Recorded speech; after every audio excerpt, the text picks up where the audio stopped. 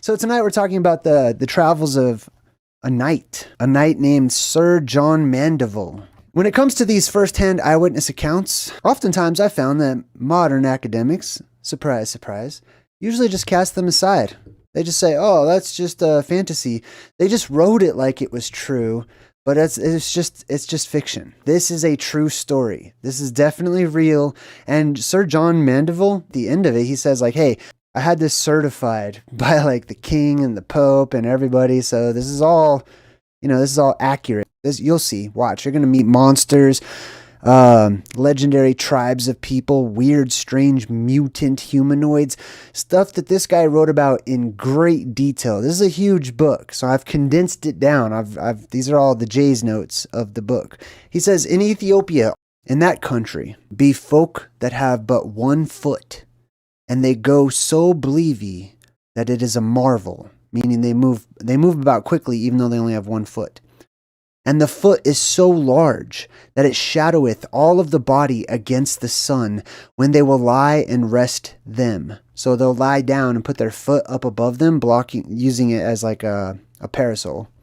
In Ind be full many diverse countries, and it is clept Ind. Clept just means called. It is clept Ind, for a flowme or a river that runneth throughout the country is called Ind. And that flowme men find eels of 30 foot long and more. And the folk that dwell nigh the water be of evil color, green and yellow. This reminds me of the shrieking eels from The Princess Bride. Remember that one? Those are the shrieking eels. They always grow louder right before they feed on human flesh. In that isle means island, in that isle be ships without nails of iron or bonds, for the rocks of the adamants, for they be all full thereabout at the sea, that it is a marvel to speak of. And if a ship passed by those marches, that had either iron bonds or iron nails, anon he should be perished, for the adamant of his kind draweth the iron to him. That means that the rocks themselves have magnetic properties that pull the ships that are just floating on water. They pull the iron and the nails and the magnetic stuff towards these lodestone mountains. And the ships, they just keep getting faster and faster and faster because it's just being pulled in, basically, right? And so it would draw him to the ship because of the iron, that he would never depart from it, no, never go thence. Right? So people would get sucked into these lodestone mountains, at the top of the world. And they knew not to make their ships with metal or they would get stuck there. And there are many legends and writings and histories of people who have been stuck there. In that isle be many great lions and many other wild beasts. And there be rats in that isle, as great as hounds here. And men take them with great mastiffs, for cats may not take them. Because back then the world was full of monsters.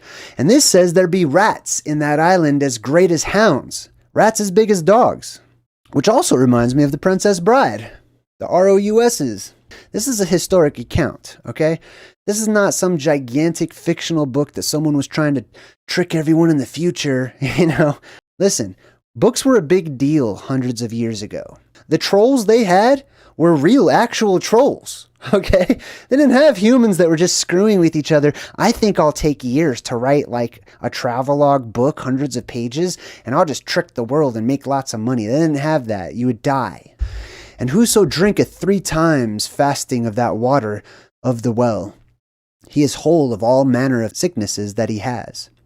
This is the well, this is the wishing well, and it is what I call the plasma volcano, Mount Meru, Rupus Nigra.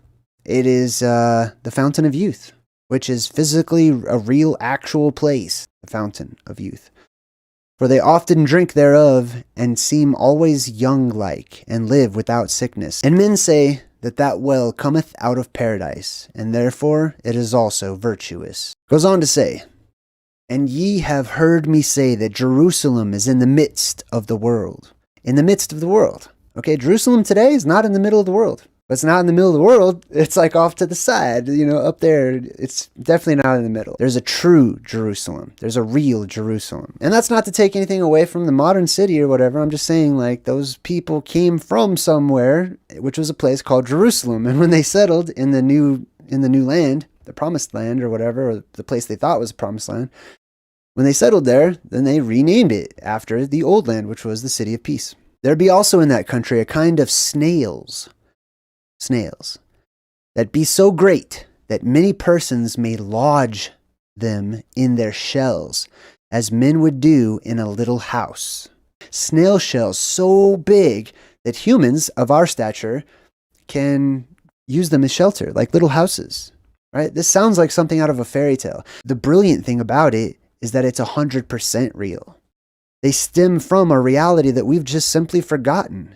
We're not used to it. We live in the modern world, as did they. When they told their stories sitting inside of their little snail houses or whatever, they told stories about how people would stare at crystals and see visions and be able to speak to one another the world across. That was their stories. We are their campfire stories. Other snails there be that be full great, but not so huge as the other. And of these snails and of the great white worms that have black heads that be as great as a man's thigh, and some less, as great worms that men find there in the woods. So there's also giant worms too. And a lot of times these are sandworms. Not all of them, there's different kinds of worms and stuff. But when gigantism returns to this world, there are sandworms, just like you see in Beetlejuice, just like you see in Dune, just like you see in these, Star Wars and stuff, like gigantic worms that live in muddy, swampy, marshy areas that will freaking eat you. And all the men and women of that isle have hounds' heads, and they be clept cynocephalies. Now that's interesting. That is the land of werewolves. Okay? I'm translating into modern language. Those are werewolves. Like, that's a damn werewolf. I don't care any way you slice it, that's a werewolf. They said there's an entire land full of humanoids that look like they have the head of a wolf. About these dog people, it says, they be full of reasonable and good understanding, save that they worship an ox for their god. So they're reasonable, they're understanding, they have a human-like mindset, so these are not just dogs that turn into people, or animals or whatever. And they go all naked, save for a little clout that they cover with their knees and their members. They be great folk of well fighting, and they have a great targe that covereth their body, and a spear in their hand to fight with. And if they take any man in battle, anon they eat him. These are the sworn testimonies, okay, of a knight, of the Middle Ages. But everywhere he went, he wrote it all down, things that he witnessed. In one of these isles be folk of great stature, as giants, and they be hideous for to look upon. And they have but one eye, and that is in the middle and the front, and they eat nothing but raw flesh and raw fish. There's different types of giants as well, right? Just like there's different types of humans, different races of humans, different races of giants and stuff. These ones seem to be of the cyclopean type. In another island, towards the south, dwell folk of foul stature, and of cursed kind that have no heads. Their eyes be in their shoulders. This is a reference to the blimmies that we have, talked about on occasion as well. They're headless people. They look like they don't have heads. Whatever they are, they seem headless. Okay, like they don't have any heads at all. Like, imagine if my shoulders went up this high. You know what I mean? I'm going to share some more other types of travelogues like this. There's a really interesting Irish one. But it's the same type of thing. They go to all these different islands, way, beyond the edges of the world or whatever. And every single island is vastly different from every other island. So there's strange sounding. This sounds like, something you would see in a horror movie, right? Where do you suppose the ideas for those horror movies come from? History. Real history. We just want to forget the old world. Why? Because it's right around the corner. That's the world that is about to creep up on you. And people don't want to lose all of their comforts of their modern world. In another island be folk that have great ears and long that hang down to their knees. Now, here's another thing I will point out. Okay, many of these legendary tribes typically are just humanoid, but there's some features that are different for some reason, and oftentimes they're elongated body parts. I have talked about how that may be possible for body parts after the apocalypse to stretch. It depends on how close you are to certain, radioactive materials or radiation, cosmic radiation that comes down, and you know what I mean, how it affects you. But it has the potential to activate all of your collagen, your skin cells, basically, to regenerate them very quickly, but to make it so that the elastin in your skin, it makes your skin extremely stretchy. In another isle be folk that go upon their hands and their feet as beasts, and they be all skinned and feathered. And they will leap as lightly into the trees, and from tree to tree, as it were squirrels or apes. It kind of sounds like what they call skinwalkers today, actually. I don't know about the feathers, except for maybe they're humanoids, so they decorate with feathers or something. And in another isle be folk that go always upon their knees full marvelously. And at every pace that they go, it seemeth that they would fall. And they have in every foot 8 toes. I think this is the people that have the backwards legs. The legends say that they're extremely fast. Like, you would think that since their legs look like they're all backwards, they would have a hard time walking. It actually makes it so they can run and jump incredibly further than we can, and faster than we can. Now the pygmies, that river goeth through the land of the pygmies, where the folk be of little stature, that be but 3 spans long. And they be right fair and gentle, after their quantities, both the men and the women. And they marry them when they be half a year of age, and they get children. And they live not but 6 year or 7 at the most. And he that liveth in 8th year, men hold him there, being right passing old. These men be the best of workers of gold, silver, cotton, silk, and all such things, of any other that be in the world.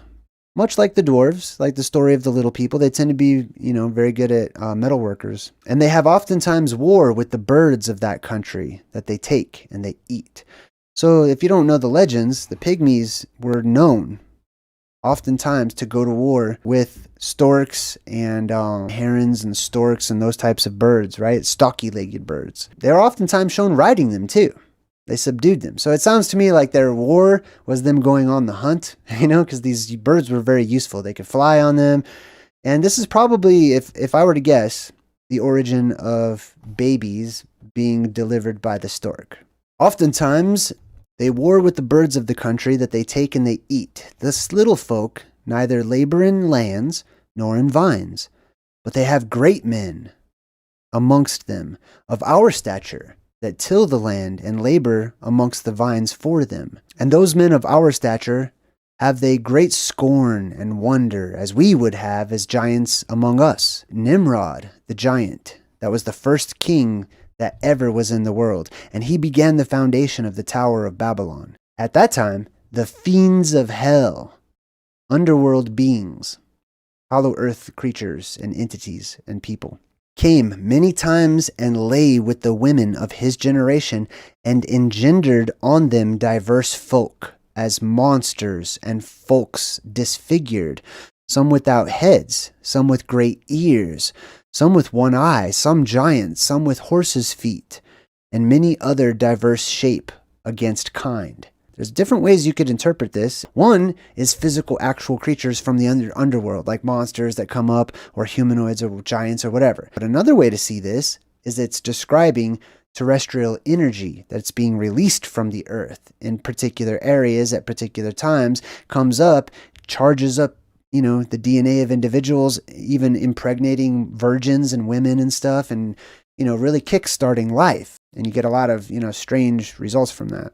And all the men of Tartary have the number 9 in great reverence. And therefore, who that will make the Chan any present, be it of horses or be it of birds or of arrows or bows or fruit or any other thing, always he must make of it the number 9, more benignly than though he were presented with 100 or 200. So to get something that was, collected and put together in 9s, was seen as being a greater gift than something that was given in the 100. For him seemeth the number of 9 so holy, because the messenger of God immortal devised it.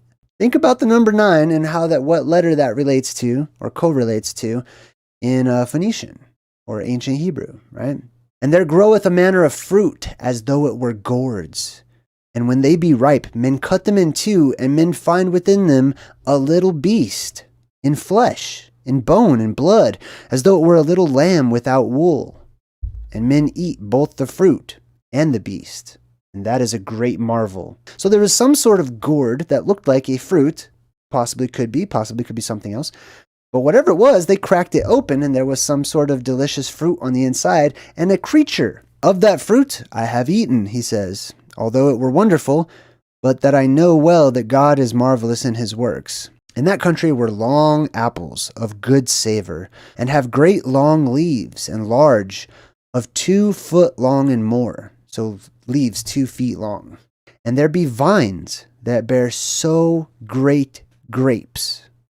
Grapes so gigantic, regular old grapes, that a strong man should have enough to do for to bear 1 cluster with all of the grapes. This is mentioned in the Bible, in the Old Testament, actually. So there's a story of the Hebrew people were looking for the promised land. The problem was that they heard that the promised land was full of giants. Anyways, they sent these 2 spies, Caleb and Joshua, into the land to spy it out, to see what was going on, how dangerous it might look, to prove that there was giant people walking around in that land, which was their story they brought back. They also brought back giant fruit. One of the things they brought back was a cluster of grapes that was so big, the Bible says, that 2 men had to carry it on a stick just to carry one cluster of grapes. In that country be hippotanes that dwell sometime in the water and sometime in the land, and they be half man and half horse, as I have said before, and they eat men when they may take them. Centaurs are not all known for being the wisest, okay? I know they're shown like that in the movies all the time, but they were very wild. They had a wise leader, but you better be careful around the other centaurs. Now, in that country be many griffins, more plenty than in any other country. That's interesting. Just that he says, like, hey, there's griffins there, but it's not just that they have griffins, it's that they have way more griffins than the other countries of the world, which griffins were depicted on ancient maps. Some men say that they have the body upward as an eagle and beneath as a lion. But 1 griffin hath the body more great and is more strong than 8 lions, and such lions be of this half, and more great and stronger than 100 eagles, such as we have amongst us. For 1 griffin there will bear flying to his nest a great horse, if he may find him at the point, or 2 oxen yoked together as they go at the plough. For he hath his talons are so long, and so large and great upon his feet, as though they were horns of great oxen, or bugles, or of kine. So basically the griffins were so strong and so big that they could pluck up a couple of horses and take them up to their nests. They're not the only gigantic birds that are mentioned throughout ancient forgotten history. There's the roc. Remember the roc? Giant bird that was said to scoop down and pick up elephants, pulling them high up into the atmosphere and then dropping them so that the fall would kill them. Anyways, interesting that they just talk about griffins so passively, right? And 3 journeys long from that sea be great mountains, out of which goeth a great flood that cometh out of paradise. And it is full of precious stones, without any drop of water, and it runneth throughout the desert on one side, so that it maketh the sea all gravelly. That central island that is no longer there was a valley with huge mountains, steep mountains, right? That are seen as being impassable because they shoot straight up out of the ground and they grow moss and they're all wet. So they're slippery. They're hard to climb. Like, it's difficult to get into this place, surrounded by just nature's walls. Also, beyond that flom or river, more upward to the deserts is a great plain all gravelly between the mountains. And in that plain, every day at the sun rising, begin to grow small trees, and they grow until midday bearing fruit. But no man dare take of that fruit, for it is a thing of a fairy. And after midday they decrease, and they enter again into the earth, so that at the going down of the sun they appear no more. This they do every day, and it's a great marvel. Could be a plant, possibly, but it says it's a thing of a fairy. People don't want to touch the fruit of these quote-unquote trees because it's a thing of a fairy. There's many types of fairies, but the quintessential fairy is plasma, electricity, electrical phenomena that floats about and flutters and sparkles and stuff, and you don't want to touch it. So these trees, or electricity, comes up out of the ground during certain times, right, as it's following the currents of the earth, comes out, sprouts these little fruits or whatever, but people don't want to touch it because they will be electrocuted if they do. And then whenever the sun goes away, the circuit is broken, and those electrical trees or vines or whatever you want to call them, they go back into the earth because that's where they come from, because the earth is electromagnetic in nature. In that desert be many wild men that be hideous to look upon, for they be horned, and they speak not, but they grunt as pigs. Many times I've shown you guys, humans do grow horns, okay? You live long enough, you're going to grow some horns. I promise. It's another part of puberty. It's a phase of puberty that we no longer go through because we don't live long enough to get to that stage of puberty. If you're an immortal, certain parts of your body just keep on growing, right? And that includes your skeleton and your skeletal structure. Horns, tails, all that fun stuff was a normal part of being a human in the ancient times, okay? In the forgotten times, in the legendary times. And he had also let make 3 wells, talking about Prester John's land. 3 wells, caves, basically, fair and noble, and all environed with stone of jasper, of crystal, gold, and set with precious stones, and great orient pearls. And he had made a conduit under earth, so that the 3 wells, one should run milk, another wine, and another honey. And that place he called paradise.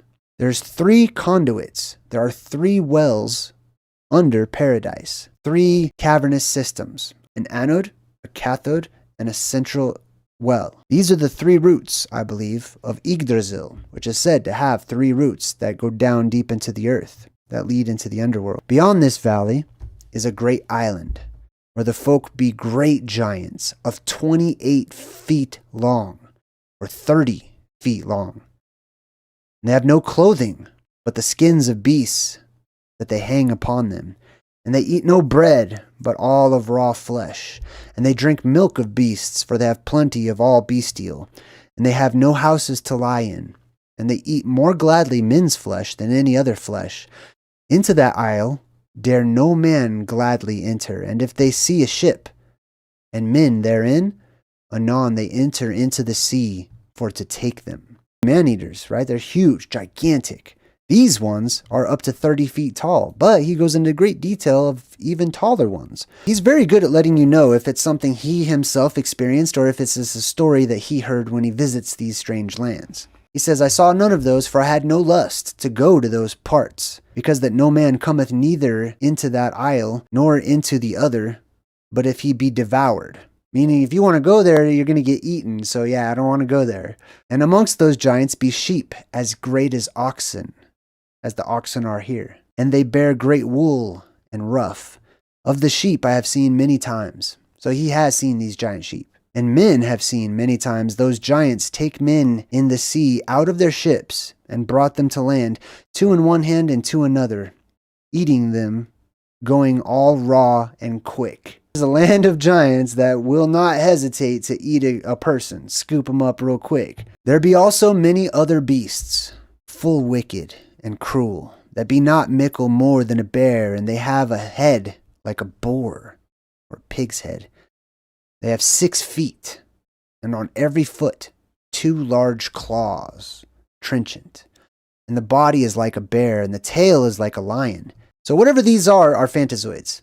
Like, these are monstrous, weird creatures from other worlds, like a freaking giant tardigrade or something, I don't know. Now he goes on to say, beyond these isles, there's another isle that's clept Pitan. The folk of that country, they eat no manner of thing.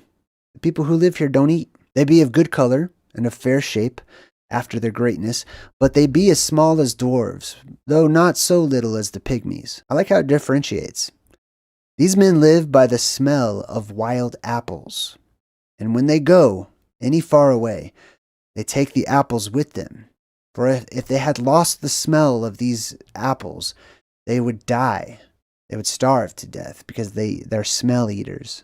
Now, paradise terrestrial, as wise men say, is the highest place of the earth that is in all of the world. Now, the highest place on the world is the top of the world, which is the North Pole. And it is so high that it toucheth near to the circle of the moon. For she is so high that the flood of Noah might not come to her, that would have covered all of the earth and the world all about and above and beneath, save paradise only alone. And this paradise is enclosed all about with a wall. That's the cliffs of insanity, right? And men wit not. That means they know not whereof it is. They don't know where it is. They lost it. Paradise is lost. We went through an electromagnetic shift, so they couldn't use compasses to figure out which way was east or west or whatever anymore. All of the star patterns changed. The direction of the lights that moved in the sky, everything was changed, and the earth was completely terraformed. So people were quite actually lost. For the walls be covered all over with moss. So you can imagine how hard it would be to scale walls that are just covered in slime, right? And the wall stretcheth from the south to the north, and it hath but one entry that is closed with fire. So there's one entry into paradise, into the Garden of Eden, that is closed up. One place that you can get past those cliffs of insanity. One port, you could say. That's the Garden of Eden. And in the most high place of paradise, even in the middle place, is a well that casteth out the 4 floods that run by diverse lands.